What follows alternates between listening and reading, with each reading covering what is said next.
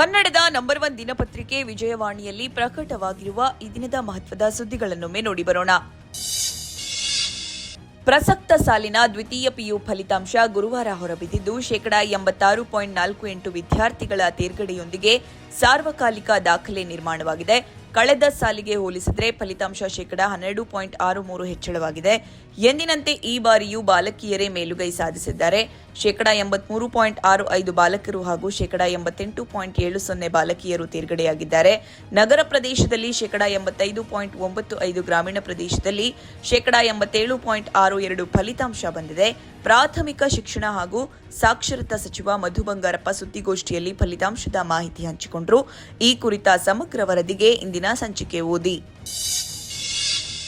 ಕದನ ವಿರಾಮದ ಬಳಿಕವೂ ಲೆಬನಾನ್ ಮೇಲೆ ಮುಂದುವರಿದಿರುವ ಇಸ್ರೇಲ್ ದಾಳಿ ಮತ್ತು ಟ್ರಂಪ್ ಯುದ್ಧದ ಮಾತುಗಳ ನಡುವೆಯೇ ಅಮೆರಿಕ ಹಾಗೂ ಇರಾನ್ ನಡುವಿನ ಸಂಧಾನ ಸಭೆಗೆ ಪಾಕಿಸ್ತಾನದ ಇಸ್ಲಾಮಾಬಾದ್ ವೇದಿಕೆ ಸಜ್ಜಾಗಿದೆ. ಶುಕ್ರವಾರ ನಡೆಯಲಿರುವ ಈ ನಿರ್ಣಾಯಕ ಶಾಂತಿ ಮಾತುಕತೆಯಲ್ಲಿ ಭಾಗಿಯಾಗಲು ಇರಾನ್ನ 10 ಸದಸ್ಯರ ಉನ್ನತ ಮಟ್ಟದ ನಿಯೋಗ ಪಾಕಿಸ್ತಾನ ತಲುಪಿದ್ರೆ ಅಮೆರಿಕದ ಪರವಾಗಿ ಯಾರು ಪಾಲ್ಗೊಳ್ಳಬಹುದೆಂಬ ಕುತೂಹಲ ಇಮ್ಮಡಿಗೊಂಡಿದೆ.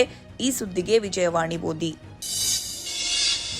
ರಾಜ್ಯದ 2 ಕ್ಷೇತ್ರಗಳ ಉಪಚುನಾವಣೆ ಮತ್ತು ಕೇರಳ ವಿಧಾನಸಭಾ ಚುನಾವಣೆ ಪ್ರಚಾರದಲ್ಲಿ ಭಾಗಿಯಾದ ಬಳಿಕ ಸಿಎಂ ಸಿದ್ದರಾಮಯ್ಯ ಕಾಂಗ್ರೆಸ್ ಕಾರ್ಯಕಾರಿಣಿ ಸಭೆಯಲ್ಲಿ ಭಾಗವಹಿಸುವುದಕ್ಕೆ ಶುಕ್ರವಾರ ಬೆಳಗ್ಗೆ ದೆಹಲಿಗೆ ಪ್ರಯಾಣ ಬೆಳೆಸಲಿದ್ದಾರೆ. ಮಧ್ಯಾಹ್ನ 3 ಗಂಟೆಗೆ ಆರಂಭವಾಗಲಿರುವ ಕಾಂಗ್ರೆಸ್ ಕಾರ್ಯಕಾರಿಣಿಯಲ್ಲಿ ಲೋಕಸಭಾ ಕ್ಷೇತ್ರಗಳ ವಿಂಗಡಣೆ ಮತ್ತು ಮಹಿಳಾ ಮೀಸಲಾತಿ ವಿಚಾರದ ಜೊತೆಗೆ ಪಂಚರಾಜ್ಯ ವಿಧಾನಸಭಾ ಚುನಾವಣೆ ಕುರಿತು ಚರ್ಚೆ ನಡೆಯಲಿದೆ ಎಂದು ಕಾಂಗ್ರೆಸ್ ಮೂಲಗಳು ತಿಳಿಸಿವೆ. ಈ ಸುದ್ದಿಗೆ ಮುಖಪುಟ ನೋಡಿ. ಬಾಗಲಕೋಟೆ ಹಾಗೂ ದಾವಣಗೆರೆ ದಕ್ಷಿಣ ವಿಧಾನಸಭಾ ಕ್ಷೇತ್ರಗಳ ಉಪಚುನಾವಣೆ ಮತದಾನ ಗುರುವಾರ ಸಣ್ಣ ಪುಟ್ಟ ಅಹಿತಕರ ಘಟನೆ ಹೊರತಾಗಿ ಶಾಂತಿಯುತವಾಗಿ ನಡೆಯಿತು. ಬಿರು ಬಿಸಿಲಿನ ನಡುವೆಯೂ ಮತದಾರರು ಹೆಚ್ಚಿನ ಸಂಖ್ಯೆಯಲ್ಲಿ ಆಗಮಿಸಿ ತಮ್ಮ ಹಕ್ಕು ಚಲಾಯಿಸಿದ್ರು. ಅಸ್ಸಾಂ, ಕೇರಳ, ಪುದುಚೇರಿ ವಿಧಾನಸಭೆ ಚುನಾವಣೆಗೂ ಗುರುವಾರ ಒಂದೇ ಹಂತದಲ್ಲಿ ಮತದಾನ ನಡೆಯಿತು. ಮೇ 4ರಂದು ಫಲಿತಾಂಶ ಪ್ರಕಟವಾಗಲಿದೆ. ಈ ಸುದ್ದಿಗೆ ಇಂದಿನ ಸಂಚಿಕೆ ಓದಿ. ಗ್ರಾಮ ಪಂಚಾಯಿತಿ ವ್ಯಾಪ್ತಿಯ ಆಸ್ತಿಗಳಿಗೆ ಡಿಜಿಟಲ್ ಖಾತಾ ನೀಡುವ ಇ-ಸ್ವತ್ತು 2.0 ತಂತ್ರಾಂಶದ ಬೆನ್ನತ್ತಿರುವ ತಾಂತ್ರಿಕ ಸಮಸ್ಯೆ ಜನಸಾಮಾನ್ಯರ ನೆಮ್ಮದಿಗೆ ಕುತ್ತು ತಂದಿದೆ. ತಂತ್ರಾಂಶಕ್ಕೆ ಚಾಲನೆ ನೀಡಿ 4 ತಿಂಗಳು ಕಳೆದರೂ ಜನರ ಪರದಾಟ ನಿಂತಿಲ್ಲ. ಗ್ರಾಮ ಪಂಚಾಯಿತಿಗಳ ಆದಾಯ ಹೆಚ್ಚಿಸಲು 1 ಕೋಟಿ ಆಸ್ತಿಗಳಿಗೆ ಈ ಖಾತಾ ವಿತರಿಸಿ ತೆರಿಗೆ ವ್ಯಾಪ್ತಿಗೆ ತರುವ ಉದ್ದೇಶದಿಂದ ಇ-ಸ್ವತ್ತು 2.0 ತಂತ್ರಾಂಶಕ್ಕೆ 2025ರ ಡಿಸೆಂಬರ್ 1ರಂದು ಚಾಲನೆ ನೀಡಲಾಯಿತು. ಆದರೆ ಈ 4 ತಿಂಗಳಲ್ಲಿ ಕೇವಲ 1.21 ಲಕ್ಷ ಈ ಖಾತಾ ನೀಡಲಾಗಿದೆ. ಈ ಸುದ್ದಿಗೆ ಮುಖಪುಟ ನೋಡಿ. ಕೊಡಗಿನ ತಡಿಯಾಂಡಮೋಲ್ ಚಾರಣದ ಮೇಲೆ ದಾರಿ ತಪ್ಪಿ ಕಾಡಿನಲ್ಲಿ ಸಿಕ್ಕಿಬಿದ್ದಿದ್ದು 4 ದಿನಗಳ ಬಳಿಕ ಹೊರಬಂದ ಕೇರಳ ಯುವತಿ ಶರಣ್ಯ ಪ್ರಕರಣದ ಬೆನ್ನಲ್ಲೇ ಚಾರಣಿಗರ ಸುರಕ್ಷತೆಗಾಗಿ ಸರ್ಕಾರ ಮುಂದಡಿ ಇಟ್ಟಿದೆ. ರಾಜ್ಯದ ಗಿರಿಶ್ರೇಣಿಗಳಿಗೆ ಬರುವವರ ರಕ್ಷಣೆಗಾಗಿ ದೇಶಕ್ಕೆ ಮಾದರಿಯಾಗುವಂತಹ ಪ್ರಾಮಾಣಿತ ಮಾನದಂಡ ರೂಪಿಸುವ ಜತೆಯಲ್ಲೇ ಚಾರಣಿಗಾರರಿಗೆ ಆಪ್ ಅಭಿವೃದ್ಧಿಪಡಿಸಲು ಅರಣ್ಯ ಸಚಿವ ಈಶ್ವರ ಖಂಡ್ರೆ ಅಧಿಕಾರಿಗಳಿಗೆ ಸೂಚನೆ ನೀಡಿದ್ದಾರೆ. ಈ ಸುದ್ದಿಗೆ ಇಂದಿನ ಸಂಚಿಕೆ ಓದಿ.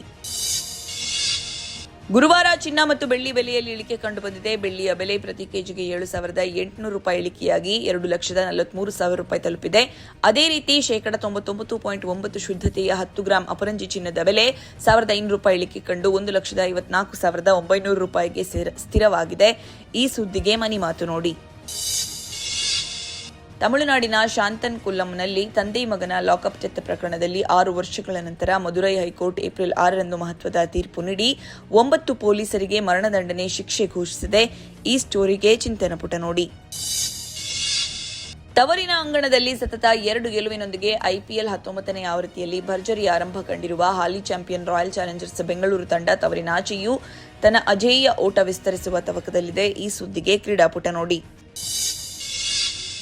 ಬಿಸಿಲ ಝಳಕ್ಕೂ ಐಪಿಎಲ್ ಕ್ರೇಜ್ಗೂ ಹೆದರದೆ ಚಿತ್ರತಂಡಗಳು ಸಿನಿಮಾ ಬಿಡುಗಡೆ ಮುಂದಾಗುತ್ತಿವೆ. ಈ ವರ್ಷದ 14 ವಾರಗಳಲ್ಲಿ ಒಟ್ಟು 79 ಚಿತ್ರಗಳು ರಿಲೀಸ್ ಆಗಿದ್ದು 75 ಚಿತ್ರಮಂದಿರಗಳಲ್ಲಿ ಬಿಡುಗಡೆಯಾದರೆ 4 ಸಿನಿಮಾಗಳು ನೇರ OTTಯಲ್ಲಿ ತೆರೆ ಕಂಡಿದೆ. ಈ ಸಿನಿಮಾ ಸುದ್ದಿಗೆ ಸಿನಿವಾಣಿ ನೋಡಿ. ಇವಿಷ್ಟೇ ಅಲ್ಲ, ಮುಂಜಾನೆ ಮಾತು, ಅಂತರಂಗ, ಭವಿಷ್ಯ, ಮನೋವಿಕಾಸದ ಕಾಲಂಗಳು, ಕ್ರೀಡೆ, ಸಿನಿಮಾ, ದೇಶ ವಿದೇಶಗಳ ಭರಪೂರ ಸುದ್ದಿಗಳ ವಿಶೇಷಗಳಿಗಾಗಿ ವಿಜಯವಾಣಿ ಓದಿ.